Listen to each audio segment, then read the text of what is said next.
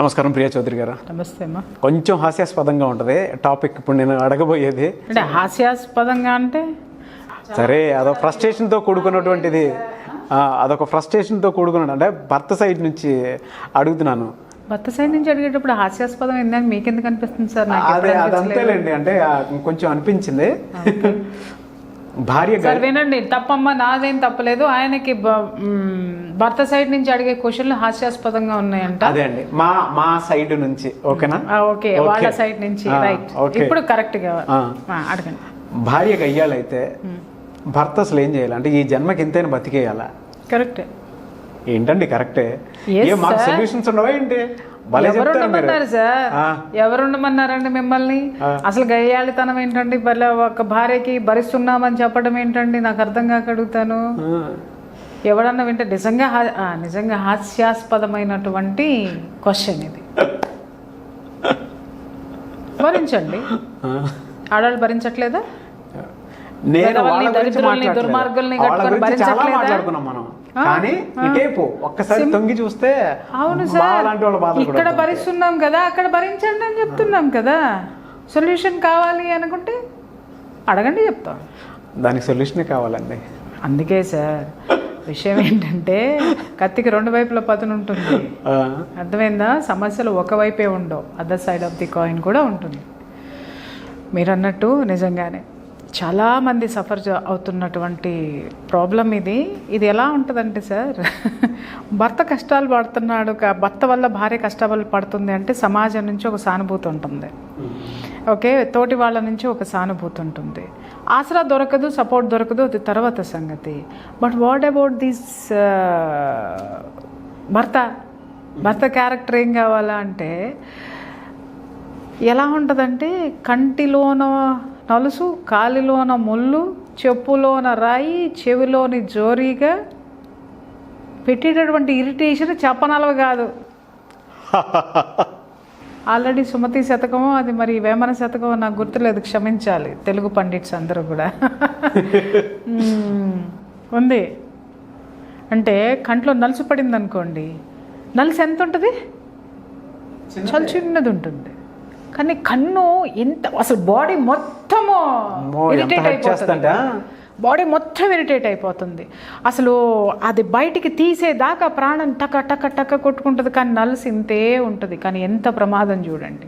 అలాగే కాల్లో ముళ్ళు సార్, ముళ్ళు ఎంత ఉంటుంది సార్? ఇంత పెద్ద ముళ్ళు గుచ్చుకుందంటే తీసేస్తాను సార్. తీసిన తర్వాత చివరిన ఉన్నటువంటి ఇంత లోపల ఇరుక్కుపోద్ది. ఇంకా చూడండి సార్, అది బయటకు వచ్చేదాకా కూర్చోలేం, ఉంచోలేం, అడుగు తీసి అడుగు వేయలేం, ముందుకు అడుగు పడదు. చెవిలోని జోరీగా కనుక చెవి లోపల దూరిందనుకో గుయ్యి గుయ్యి గుయ్యి సలుపుతూ ఉంటుంది, అరుస్తూ ఉంటుంది. దాన్ని తీసేదాకా ఇంతే. చెప్పులోన రాయి, పొరపాటున షూలో రాయి షూ వేసుకుని వెళ్ళాం, ఏం పరిస్థితి? అది ఎంత ఇరిటేషన్ ఉంటుంది తీసి పడేసేదాకా. కానీ భార్య అలా కాదు కదా సార్. అది కొంచెం ట్రై చేస్తే వీటన్నిటిని తీసేసుకోవచ్చు, రిలాక్స్ చేయొచ్చు. కానీ ఈ భార్యను తొలగించలేము, భరించలేము. మానసిక ఘర్షణ, ఆందోళన బాబోయ్ చాలా ఉంటుంది. మీరు అడిగిన ప్రశ్నకైతే మాత్రం నేను కూడా మీకు సపోర్ట్ చేస్తాను. డెఫినెట్గా సపోర్ట్ చేస్తాను. ఎందుకంటే నేను చూశాను కాబట్టి. నా స్నేహితులు ఉన్నారు దాంట్లో, నా బంధువులు ఉన్నారు డెఫినెట్గా. చీటికి మాటికి సార్ ఒకటి చీటికి మాటికి అని అంటున్నారు. కొన్ని అయితే నాకు వాళ్ళని చూస్తే నాకే ఏడుపు వస్తుంది. ఏంట్రా నీకు ఈ కర్మ అనేసి. ఏంటంటే వాడి అమ్మతో మాట్లాడకూడదు, వాడి చెల్లితో మాట్లాడకూడదు, వాడికంటూ ఒక జీవితం ఉండకూడదు. మొత్తం జీవితం మొత్తం మీద ఈవిడ పెత్తనమే ఉంటుంది. ఇంకొకడు ఉంటాడు, పొర్రపాటున ఫోన్లో నాలాంటిది ఫోన్ చేసింది, నాలాంటిది ఫోన్ చేసినా కూడా ఆడి బతుకు బస్ స్టాండ్నే. అర్థమైందా సార్? వాడికి ఎక్కడ స్వేచ్ఛ ఉండదు. చెప్పుకుంటానికి ఎవరికైనా చెప్పుకుందామంటే అహం అడ్డొస్తుంది. అరే నీ భార్య ఇలానా అని చెప్పడానికి. ఇంకొకటి ఎంతసేపు కూడా సార్ నిజంగా ఇక్కడ విషయాలు మాట్లాడుకోవాలి అని అంటే, బయట సంపాదించేటటువంటి మగవాడికి ఇంట్లో వాతావరణం కనుక కరెక్ట్గా లేకపోతే నరకం కంటే ఘోరమైనటువంటి బాధ సార్ అది.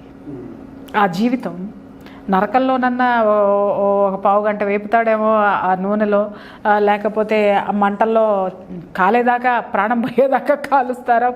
అది కొంచెం కొంచెమే ఉంటుందేమో, కానీ వీడు తాళి కట్టింది మొదలు పాడి కట్టించుకునేదాకా పడాల్సిందే.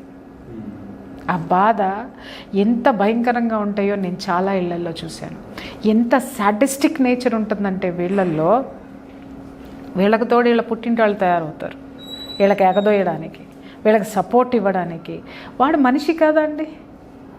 వాడు ఇప్పుడు ఒక అమ్మ బాబు జన్మనిస్తే నీ చేతికి వచ్చాడు, వాళ్ళని పలకరించడం కూడా వాడికి పాపమా? అలాగే తోబుట్టువులు నీకెలా ఉన్నారో వాడికి అలాగే ఉన్నారు. వాడికి అక్కర్లేదా? అక్క చెల్లనో లేకపోతే అన్ననో తమ్ముడనో మొత్తం కట్ చేసుకొని వచ్చి నీ ఎదురుగుండా కూర్చోవాలి. రైట్, ఆఫీస్కి పోయాడు అనుకున్నాం, వీడియో కాల్ చేయాలి. వీడి బతుకు బస్టాండ్ కంటే ఘోరంగా ఉంటుంది. బస్టాండ్లో పల్లీలు అమ్ముకునేవాడి కంటే ఘోరం. అంటే ఏంటి చెప్పమంటారా? ఇటు తిరిగితే ఒకటి పిలుస్తాడు, అటు తిరిగితే ఒకటి పిలుస్తాడు. బస్సులన్నీ వచ్చినాయంటే అసలు వీడికి ఎక్కడికి వెళ్ళి అమ్ముకోవాలో అర్థం కాదు. కొన్ని చోట్ల అసలు వీడికి డబ్బులు దొబ్బుతాయి. ఎందుకంటే వెళ్ళే వాళ్ళకి ఇస్తాడు, ఈ లోపు ఇంకొకటి పిలుస్తాడు. ఇటు తిరిగాడు అనంటే ఆ బస్సు పోయిందంటే ఆ డబ్బులు పోతాయి. అంటే అగమ్య గోచరం అనమాట. వాడు నిజంగా ఆ రోజు లాభమే సంపాదించాడా, వాడికి నష్టం వచ్చిందో లెక్కేసుకుంటానికి కూడా వాడికి ఒక క్యాల్కులేషన్ ఉండదు, తీరుదారి ఉండదు. ఉన్నది అతని దగ్గర ఉంచుకున్నది మొత్తం పోయినట్టు జీవితంలో వీళ్ళకి మనశ్శాంతి ఉండదు సార్. ఆ ఆఫీస్లో ఉంటుందా, ఆఫీస్కి పోయినారా, ఏం చేస్తున్నారో అర్థం కాదు. జీవితం ఉన్నారంటే ఉన్నారు. జీవోత్సవాలైనటువంటి జీవితాలకు నాకు చాలా తెలుసు. నిజంగా వెరీ పూర్. ఇలాంటి ఆడవాళ్ళకి ఏం పేరు పెట్టాలో నాకైతే రావట్లేదు సార్. మగాళ్ళకి పేర్లు పెట్టడం తొందరగా వస్తున్నాయి, కానీ ఎందుకని అంటారేమో, నన్ను నేను తిట్టుకున్నట్టు ఉంటుంది కొన్నిసార్లు చేయాలని వెంటనే కూడా అట్లా. అందుకే నేను కొంచెం జాగ్రత్త తీసుకుంటాను సార్. నేను చాలా జాగ్రత్త తీసుకుంటాను. అంటే నన్ను నేను తిట్టుకున్నట్టు ఉంటుంది అంటే ఏదో నేను ఇంట్లో ఇలా మరి చేస్తున్నాను అని అనకండి. మా ఇంట్లో మా నోరు పెగిలేంత సీన్ లేదు. అలాగని నేను అణిగిమణిగి ఉంటానని మాత్రం అనుకోకండి. ఎందుకంటే అనవసరంగా గొడవలు నేను ఎందుకు పెట్టుకోవాలని చెప్పేసి అని పెట్టాల్సిన చోట పెడతా, అక్కర్లేని చోట వజ్రం ఉన్నా సరే నేను కేర్ చేయను. కాకపోతే ఏంటంటే జీవితం విలువ తెలుసుకోవాలి వీళ్ళు. నువ్వు నీ పెత్తనం సాగాలనో లేకపోతే నీ యొక్క దాన్ని ఏమంటారు అహం సాటిస్ఫై అవ్వాలనో అతనెవరు? నువ్వు కట్టుకున్నటువంటి భర్త. వాడు ఒక మనిషే, నీకు సంపాదించి పెట్టేటటువంటి వాడు. లేదు, సంపాదన లేకపోయినా నీ జీవితంలో ఒక భాగం.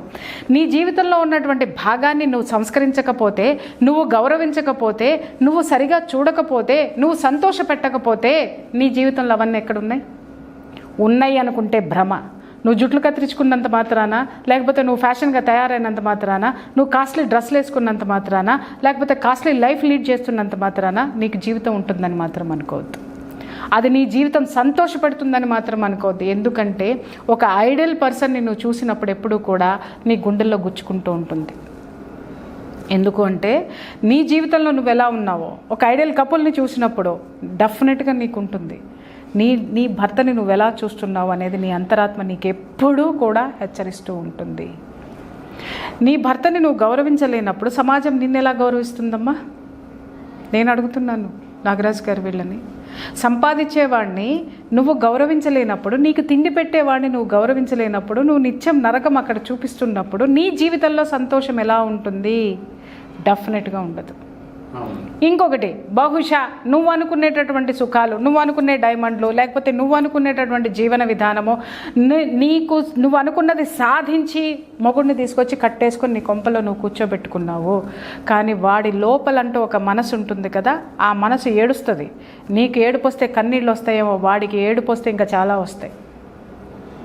ఓకే, ఆ వేదన, ఆ ఏడుపు చివరికి నీ జీవితంలో నువ్వే అనుభవించాల్సినటువంటి పరిస్థితులు వస్తాయన్న సంగతి మీకు తెలుసా? నీ భర్తని సుఖపెట్టలేని దానివి, ఆ భర్తతో జీవితాన్ని పంచుకోలేనటువంటి దానివి, నీ భర్తకి జన్మనిచ్చిన వాళ్ళని నువ్వు రిసీవ్ చేసుకోలేవు, తోబుట్టుల్ని రిసీవ్ చేసుకోలేవు అనంటే అసలు నువ్వు ఏం రిసీవ్ చేసుకోగలవు?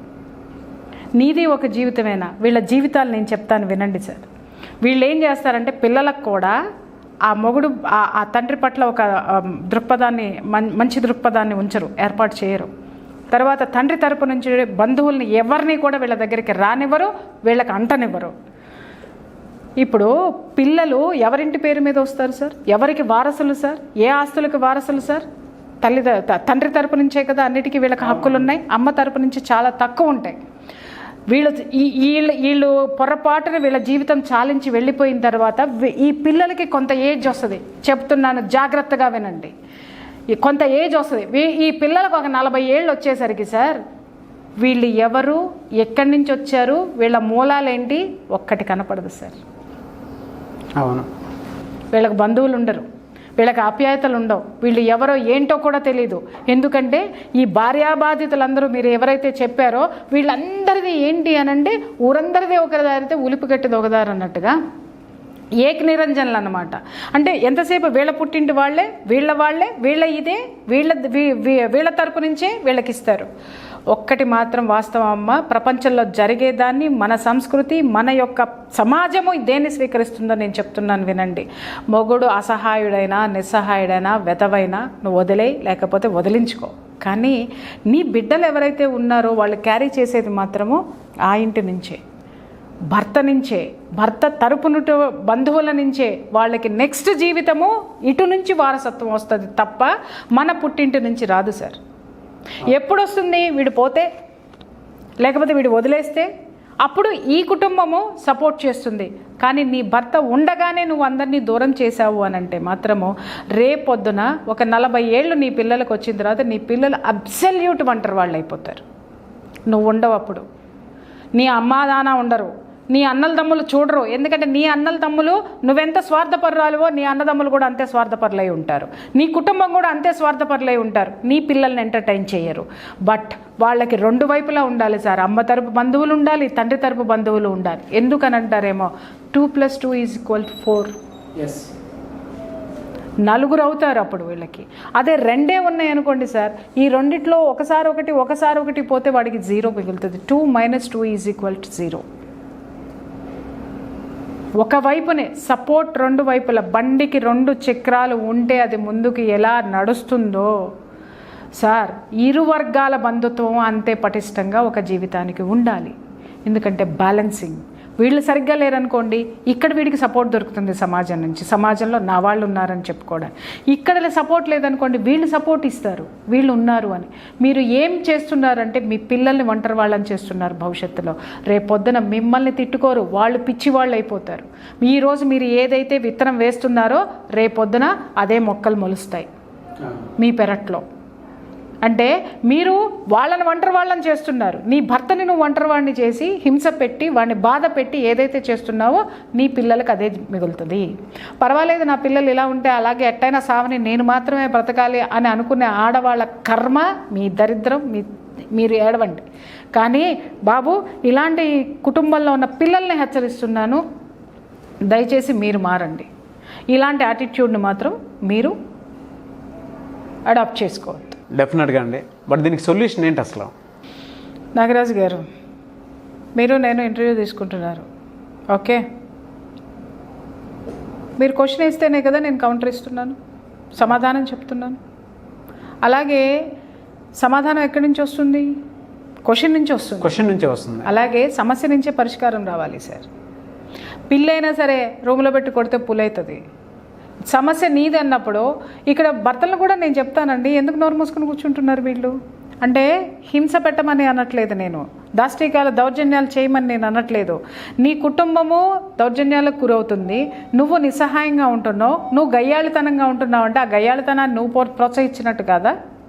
నీ కుటుంబం సంతోషంగా ఉండాలనేటువంటి దారి నువ్వు ఎందుకు ఎత్తుక్కో? నువ్వు కంట్రోల్లో పెట్టలేవా? నువ్వు చేయలేవా?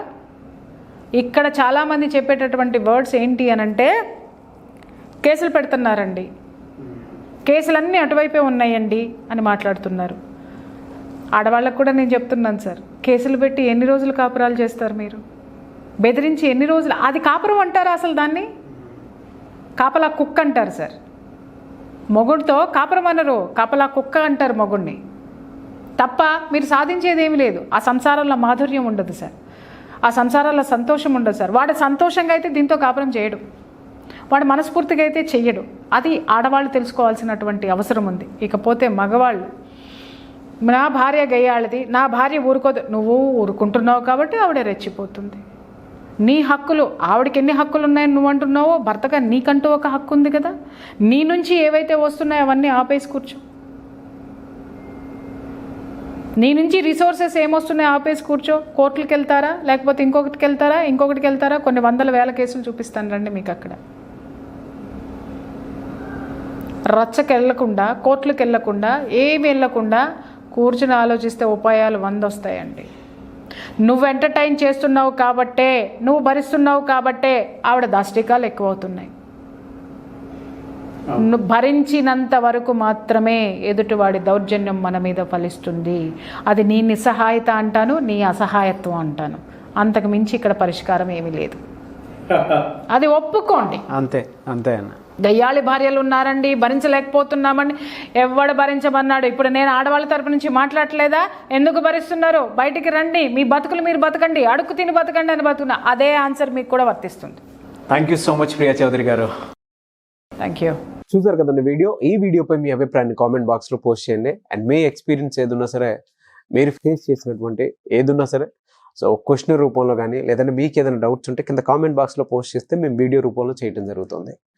సో 10 మందికి ఉపయోగపడే విధంగా ఉంటుంది. లేదు అని అంటే ఏదైనా పర్సనల్ ఉంది అనుకుంటే, సో మిస్టర్ నాగ్ అఫీషియల్ అని నా ఇన్స్టాగ్రామ్ ఐడి ఉంది, దానికి మీరు మెసేజ్ పెట్టవచ్చు. చాలామంది మేము మెసేజ్ పెడుతున్నాం కానీ రిప్లై ఇవ్వట్లేదని చెప్పేసి అంటున్నారు. నాకు నిజంగానే రిప్లై వస్తే, అంటే మీ మెసేజెస్ కనుక రీచ్ అయితే ఖచ్చితంగా నేను రిప్లై ఇస్తానండి చాలామందికి. లేదు మీకు మీరు మెసేజ్ పెట్టినా కొన్నిసార్లు నాకు అది కనిపించకపోతే నేను ఏదో పోస్ట్ చేసి ఉంటాను కదా వీడియో, సో ఆ వీడియో కింద మీరు కామెంట్ బాక్స్లో పోస్ట్ చేసినా కూడా ఇన్స్టాగ్రామ్లో, దాని నుంచి అయినా సరే నేను చూసుకొని మీకు మెసేజ్ పెడతాను. నాకు ఆ ప్రాబ్లం ఏం లేదు. సో అదైనా మీరు ఫాలో అవ్వచ్చు. లేదు మీరు పర్సనల్గానే ప్రియా చౌదరి గారితో మాట్లాడాలి అనుకునేటువంటి వాళ్ళు స్క్రీన్ మీద కనిపిస్తున్న నెంబర్కి మీరు వెంటనే సంప్రదించవచ్చు. ఆన్లైన్ ఆఫ్లైన్ క్లాసెస్ కానీ లేదంటే కౌన్సిలింగ్స్ ఉంటాయి. చాలామందికి కౌన్సిలింగ్ అపాయింట్మెంట్ తీసుకుంటూ ఉంటారు కౌన్సిలింగ్ కోసం అని చెప్పేసి. మీకు ఏ ప్రాబ్లం ఉన్నా సరే డైరెక్ట్గా సలహాలు సూచనల కోసం ప్రియా చౌదరి గారితో మీరు సంప్రదింపులు జరుపుకోవాలి అనుకుంటే స్క్రీన్ మీద కనిపిస్తున్న నెంబర్కి మీరు వెంటనే సంప్రదించి అపాయింట్మెంట్ తీసుకోవచ్చు.